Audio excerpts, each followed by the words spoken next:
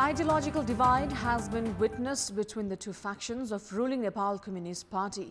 Even as former unified Maoist and CPN-UML united to form Nepal Communist Party a year ago, the recent turn of events have brought the ideological divide to the fore and for one and all to see. Good morning, I'm Sarah Sapsanama and these are the headlines of the hour. The Commission for the Investigation of Abuse of Authority only producing documents at the court, giving ample time for defendants to tamper with the evidence. A number of foster care found bringing in children from rural areas off in the name of social work. The shelters in the capital do not even meet basic standards. Nepalese migrant workers barred from seeking employment opportunities in Malaysia for a year now. 100,000 jobs lost in a year, government yet to find alternative destinations. And British Prime Minister Theresa May promises to set a timetable for the election of her successor after the next Brexit vote in the first week of June. There is a past practice of producing defendants at the court while registering a case against them. The alleged defendants are taken into judicial custody while investigations are carried out so that evidences against them are not tampered with. However, the Commission for the Investigation of Abuse of Authority, CIAA, in recent times has only been filing documents at the court, giving ample time for the defendants to tamper with the evidences. Former CIA Commissioner Raj Narayan Pathak, who was alleged of taking 7.8 million rupees in bribe money, arrived at the court a month and 20 days after the filing of the case to bail himself out with a deposit amount of 7.8 million rupees. Pathak is not the only such case, as 5 months ago the anti-graft body shied away from presenting to court the alleged Gopal Bahadur Khadga, former managing director of Nepal Oil Corporation, for amassing wealth disproportionate to his income. The CIA, which concluded the involvement of former Social Welfare Minister Badri Neupane in corruption of 310 million rupees, failed to present him at the court, which is against the anti-graft body's own practice.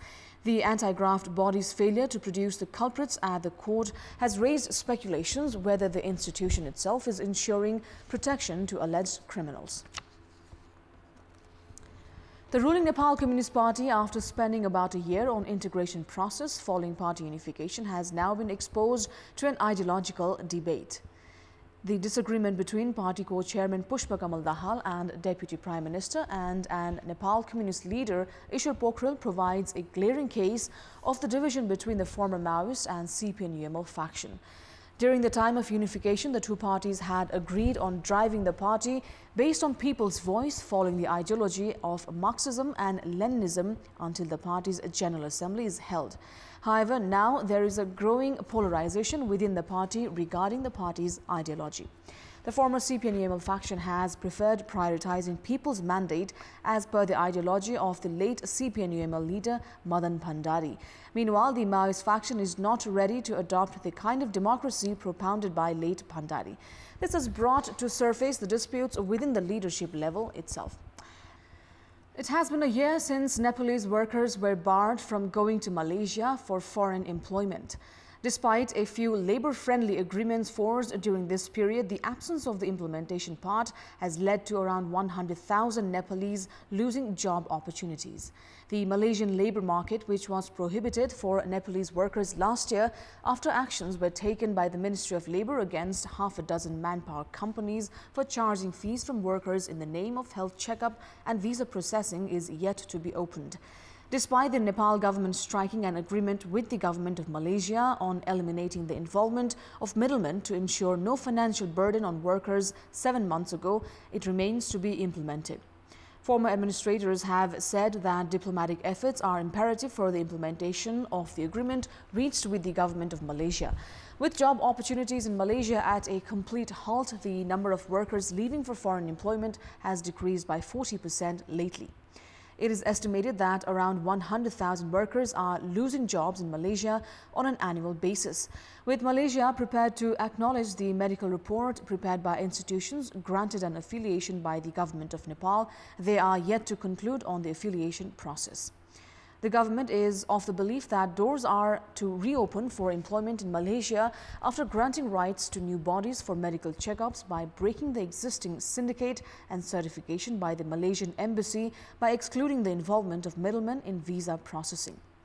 At a time when the labour market is shrinking in major destinations like Qatar, Saudi Arabia and Kuwait, the government has failed in identifying new destinations. Now, a number of foster care homes have been found bringing in children from rural areas of Nepal in the name of social work, but sadly these shelters located in the capital do not even meet basic standards. Children's shelters have been receiving financial aids in the name of these minors. However, in almost 2 years' time, some 900 children have been rescued because of standard issues. On Wednesday, 122 children were rescued from Kathmandu's Sukedhara. These children were brought to the capital from Humla, Rasua, Dhading, Nuwakot, among other districts. Likewise, 19 children from Kalikot and Dolpa were rescued from the capital's Golfitar last week. Based on government records, a total of 893 children have been rescued from similar circumstances in the past 2 years. It has been revealed that the shelters take financial aids from donor agencies in the name of taking care of children. However, the money is not well utilized.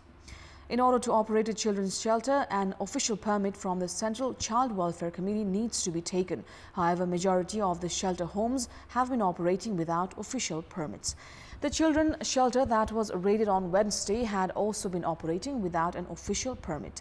The trend of sending children on the part of poverty-stricken parents to these shelters has been on the rise in rural areas of Nepal, leaving children gravely victimized. Service seekers visit the Badaganga municipality for various services related to birth, death and migration certificates and development works.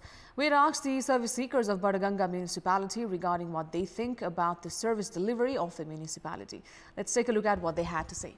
Public voice. केही ढिलासुस्तीहरू भइरहेका छन् नगरपालिकाको कर्मचारी र चाहिँ राजनीतिक प्रतिनिधिहरूको चाहिँ समन्वय मेलमिलाप वातावरण भयो भने तो अझै राम्रो हुने थियो। विकास निर्माणका कामहरू या त हामी उपभोक्ताले राम्रोसँग नबुझेर हो या कर्मचारीहरूले राम्रोसँग बुझाउन नसकेर हो, एकै पटकमा हुन सकेको छैन। नगरपालिकाबाट सकारात्मक सुविधा र उहाँहरूको चाहिँ नि सेवा पाउँछौं भन्ने हामी ढुक्क छौं। कर्मचारीहरूको अलि कमी भएर कामको लागि अलि 2-3 पटक दौडधुप गर्न पर्छ।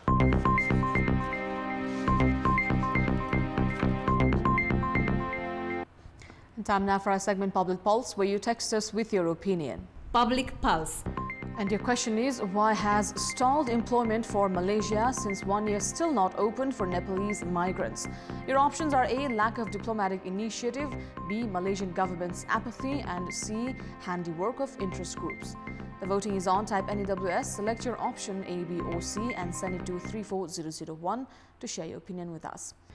And that's all for the moment. Keep watching Kantipur TV HD for more news and entertainment. Have a great day ahead.